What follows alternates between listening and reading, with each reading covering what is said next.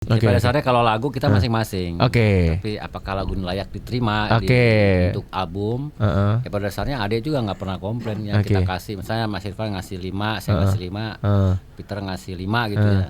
Ya kita percaya nggak ada lagu yang jelek. Mungkin lebih tepatnya, mungkin yang mau lebih paham taste-nya adalah Mas Ade. Yang lo favoritin yang mana? Kacamata yang bening. Kacamata yang bening. Soalnya gue ngerasa gue kayak pintar ya.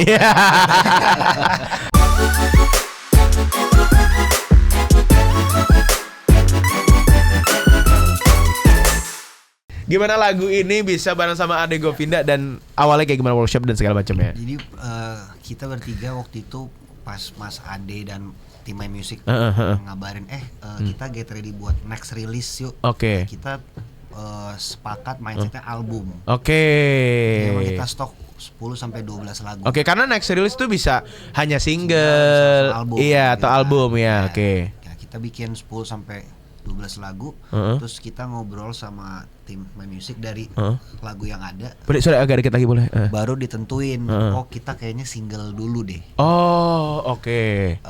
Singlenya dipilih sama Mas Ade, Cinta Tapi Terluka. Startnya dari situ. Nah, kemudian kita kan sebelumnya keluar album ya, udah pernah keluar satu single.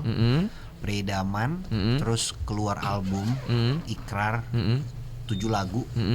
Kita udah self produce nih, kita bertiga bikin sendiri, kita tracking semua dan lain-lain. Mas Denny sebagai produsernya, Mas Irfan main juga. Nah sekarang kita serahin ke Mas Ade nih. Biarlah tangan lain lah. Terus ya ekspansi lah ya. Maksudnya di single yang ini tuh ada pemain biola string sectionnya tuh dari Dika Casmala, ada Mas Denny sama Iva juga. Ada Melto Pasto di vocal director. Mas Melto ya. Mas Jai Ekute bantu direct drum. Terus kita di studio 909. Terus kolaborasi banyak lah sama Rishanda main bass gitu. Nah itu semuanya Mas Ade yang berkontribusi gitu. Mas musisi handal semua nih ya. Gokil. Gue kira puji Tuhan alhamdulillah ya. Gokil.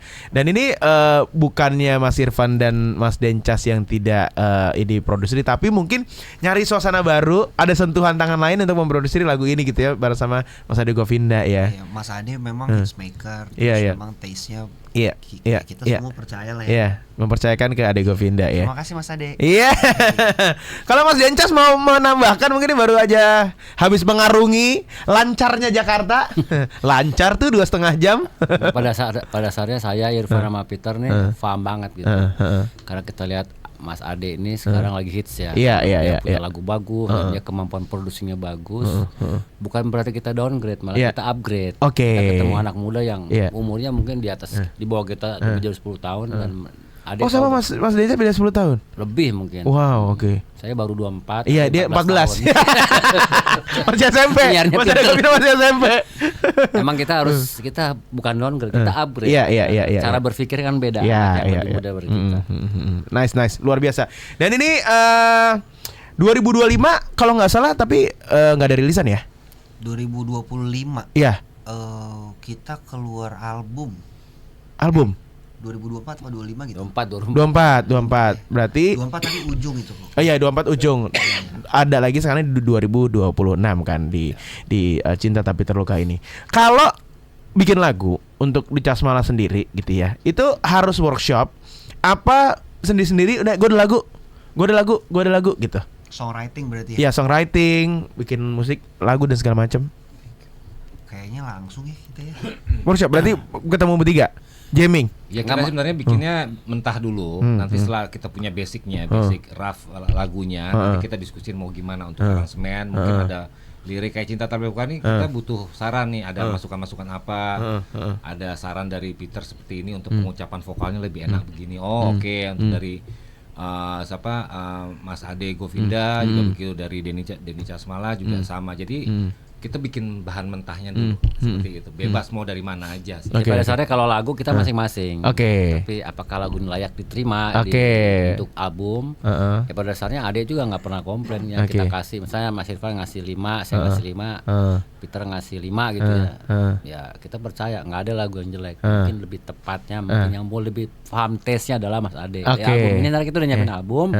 Cuma kata Mas Ade, gimana kalau single dulu? Ya kita ikut aja lah, dia lebih paham. Waktu proses songwriting kita masing-masing. Oke. Nah, pertanyaan aku adalah ketiga musisi ini banyak penyanyi-penyanyi dan juga musisi yang menyanyikan lagu mereka. Mereka ciptain lagu, Mas Dencas, Mas Irfan juga mungkin Peter juga. Ini apa bedanya nyiptain lagu buat orang sama nyiptain lagu buat band sendiri? Enakan buat band sendiri kan? Lebih enak buat band sendiri sebenarnya. Kalau live dapat duit sendiri. Kalau di dapat duit penyanyinya. Jaga minta lagu dapatnya setahun sekali, ambiar. Oke, itu kalau dari segi itunya. Tapi kalau dari segi bikinnya, nyanyiinnya itu gimana? Lebih enak kalau request by professional singer ya sejujurnya kita dapat cash flow advance. Kalau di sini kita juga dapat advance. Cuman bedanya kita lebih senang aja gitu. Kita rekaman sendiri buat kita bawa sendiri. Kalau ini kan selesai ya udah kerja 2 minggu kelar kita nggak dapat apa-apa. Spiritnya buat yang nyanyi, bukan negatif ya. Tapi kita merasa bahwa ngeband ini jauh lebih kita bisa memanfaatkan karya kita. Kalau gua harus disuruh milih antara bikin lagu buat orang lain buat Deca Semala, mending buat Deca Semala. Orang vokalis gua juga bagus. Yang main keyboard juga kakak gua ya buat kita aja. Iya. Ini tadi kita bilang kalau band keluarga juga benar juga kita manggil Peter Casmala karena bandnya Deca Semala juga gitu ya. Tapi ini kan kalau Mas Irfan sama Mas Dencas kenal udah berapa lama sih Mas Dencas sama Mas Irfan nih? Kenal udah berapa lama sih? Waktu Mas Irfan masih dibuat sama ayah ibunya saya lihat tuh. Kebalik. Nah, ini kan Mas Irfan Mas Dencas kan kakak beradik. Peter adik berkakak. Oh, adik. Iya benar-benar. Atau katak beradik ya. Aduh, itu hewan yang punya saudara. Ya. Katak beradik. Nah, kalau untuk Peter sendiri bergabung bersama kedua adik berkakak ini, apa rasanya? Apalagi bermusik. Luar biasa sih rasanya karena kesempatan yang nggak disangka-sangka juga bersama legend kan. Living legend ya. Lebih tepatnya orang tua. Musik tuh nggak ada kata tua. Iya nggak ada umurnya. Daripada ngeband sama anak-anak muda yang penuh drama. Iya itu dia. Anak-anak band luar sana apa kabar? Kalau kita nggak penuh drama, kita penuh cicilan. Iya bangku ya benar ya. Tapi yang paling mungkin kan Peter paling muda lah di band gitu ya, millennials paling muda. Yang paling mungkin ada susah ngobrol atau apanya di bagian apa? Kalau menurut Peter, dari sisi Peter apa? Susah ngobrol. Atau apa yang ini beda nih hambatan gitu. Itu kayaknya mungkin terjadinya di belakang gua ya kalau misalnya itu ya, karena di depan gua nggak ada sama sekali. Aman-aman aja bener. 3 tahun nggak ada. Atau memang lo yang old soul kali? Nggak juga. Mungkin kali. Iya. Kan soalnya ada yang mungkin anak zaman sekarang juga yang susah banget gitu. Gua aja kadang ngobrol juga gua nggak ngerti nih mesti gimana gitu. Kalau ini dibalik.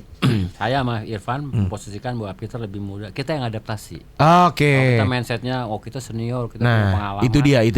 Saya pikir nggak ada gunanya gitu. Kita perlu spirit yang baru dari Peter. Itu yang mau ditanyain. Peter juga secara musikalitas menurut kami di atas kita. Peter bisa main drum, kita nggak bisa. Peter bisa nyanyi, kita bisa nyanyi tapi nggak enak gitu. Lebih baik di mute gitu. Lebih baik di mute. Jadi kita cuma menang experience tapi proses generate-nya zaman sekarang bagaimana berkreatif Peter lebih unggul dari kami. Makanya kami paham sekali. Nah, itu dia. Apa yang baru diketahui, yang baru tahu Mas Dencas sama Mas Irfan setelah ada Peter di band? Mungkin itu gini ya. Itu gitu ya gitu. Apa? Dari dua sisi dulu nih. Peter nih bawel yang namanya konten. Peter tuh bawel. Mas ini kita harusnya punya yang kita bikin konten yang TikTok kayak gini. Dia in a good way, bawel in a good way, bagus. Yes, Peter tuh memberi kita insight banyak banget bagaimana kita campaign nggak cuman audio tapi visual. Nah itu. Cuman ada sedikit perbedaan. Kalau saya sama Irfan ada orang yang cuek ketika menampilkan visual. Iya. Dia kan dia tuh orang yang nggak bisa jelek, emang udah bawahnya ganteng. Iya. Kita kadang-kadang susah kita tabrakan. dia jaim, bukan karena dia nggak mau jaim, karena emang begitu. Tapi akhirnya kita sependapat. Ya udah, ketika kita menampilkan visual masing-masing dengan cara kita. Saya yang hancur, Ivan yang ya karena dia lebih dituakan, jadi dia punya wibawa, Peter lebih cool. Jadi sebenarnya kita bertiga ini adalah sosok yang berbeda. Iya, ada di satu band. Sama. Iya, itu dia. Peter pernah menggunakan propertinya Mas Dencas nggak? Topinya. Oh banyak. banyak. Yang lo favoritin yang mana? Kacamata yang bening. Kacamata yang bening. Soalnya gue ngerasa gue kayak pintar ya. Kayaknya Mas Dencas sih juga harus punya usaha lain ya, menyewakan wardrobe kayaknya ya. Kalau menurut gue ya. Oke. Saya koleksi topi, koleksi kacamata. Nah, saya banyak. Iya, benar. Gue juga suka lihat Mas Dencas tuh masih ada aja deh. Kemarin gue beli topeng Batman. Baru beli lah. Kalau gue kemarin baru beli topi vampir. Topi vampir yang gini tapi. Oh, yang gini bukan yang yang vampir gitu. Ada rambutnya gitu, ada rambutnya juga, tinggal beli baju aja. Gimana belinya? Di petak 9. Di petak 9. Lo tuh petak 9 ya. Jadi yang petak 9 Mangga 2 tuh. Mangga 2 masih Glodok. Kan dia baru tuh sekarang ada tempat makannya. Nah, di seberang itu ada mall. Mallnya baru. Jual emang aksesoris gitu. Enggak sebenarnya. Jadi kayak jual makanan doang gitu. Lantai-lantai atasnya masih kosong. Di paling atas ada pernak-pernik langsung dari China. Tolong kami di WA. Ayo. Di atas itu ada yang jual. Online. Nggak ada dia. Gini, gua sama Irfan tuh seneng cosplay sebenarnya itu. Nah itu dia. Jadi gua tuh jarang ngeliat si topi vampir yang itu. Pas ada langsung gue beli. Pokoknya di situ deh. Nanti gue kasih tahu lokasinya di mana ya.